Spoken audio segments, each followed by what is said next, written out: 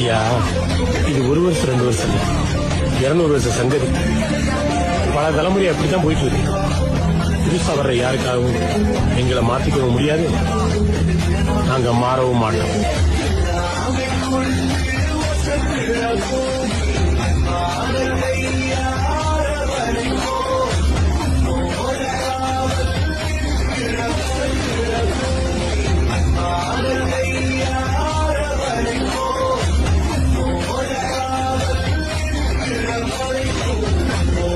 ஐயா, இது 1 வருஷம் 2 வருஷம் 200 வருஷம் சங்கதி.